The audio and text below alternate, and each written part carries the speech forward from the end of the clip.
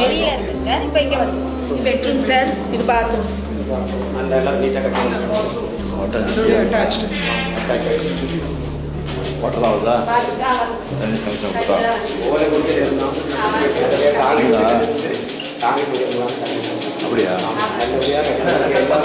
நல்லபடியாக பண்ணி ஒரே ஒரு ஓட்டு மட்டும் இல்லாமல் அதையும் மட்டும் வாங்கி கொடுத்துருங்க சார். அதுதான் பிரைம் மினிஸ்டர் கூட கடிதம் சொல்லுவா எப்படி இருக்கு இதெல்லாம்? நீங்கள் எத்தனை வருஷமா இருக்கீங்க இங்க? இந்த கலைஞர் உரிமை தொகை வருத்தமா உங்களுக்கு எல்லாம்? எல்லாருக்கும் வருது. 1000 ரூபா வந்துட்டு.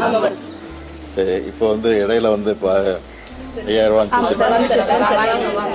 சந்தோஷமா எதிர்பார்த்தீங்களா? அதை பொங்கலுக்கு ஜனவரி எல்லாம் இப்போ அரசு பண்றதுலாம் உங்களுக்கு வருது. அதெல்லாம் பிரச்சனை இல்லை. மகளிர் சுய உதவி இருக்கமா இங்க? யாரு வச்சிருக்கா? எத்தனை பேர் இருக்கு? 15 பேர் 20 பேர் இருக்கும் சார். அதுல என்ன வசதி இருக்கு உங்களுக்கு? என்ன வசதி கிடைக்குது? எங்களுக்கு இந்த தையல் மிஷின் எல்லாம் வாங்குறதுக்கு பண்டு இல்லைன்னா நாங்கள் அதில் கடன் மாதிரி வாங்கி குழுக்குள்ளே லோன் மாதிரி வாங்கி சார் இது தொழில் செஞ்சுருக்கோம்.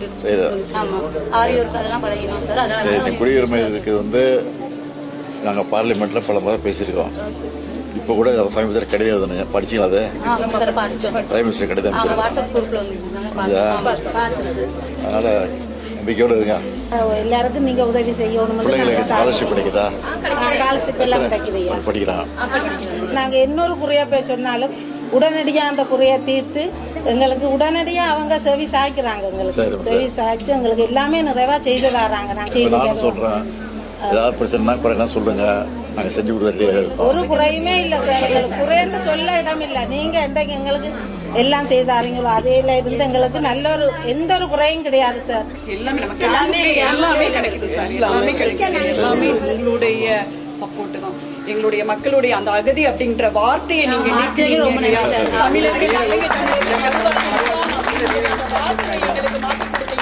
உண்மையிலே அதுக்கு நாங்க தலை வணங்குறோம் சார். அந்த வார்த்தை 3 தலைமுறைகளா நாங்கள் அகதி அகதி, என்னுடைய பெற்றோரும் அகதி, நாங்களும் அகதி, என்னுடைய குழந்தைகளும் அகதி அப்படின்ற கனத்த இதயத்தோட இருந்த தருணத்துலதான் நீங்க அந்த பேரை மாத்துனீங்க. அதுக்கப்புறம் நம்மளுடைய பாரத பிரதமருக்கு நீங்க குடியுரிமை கொடுக்கணும்னு சொல்லி கடிதம் எழுதுனீங்க இல்லையா?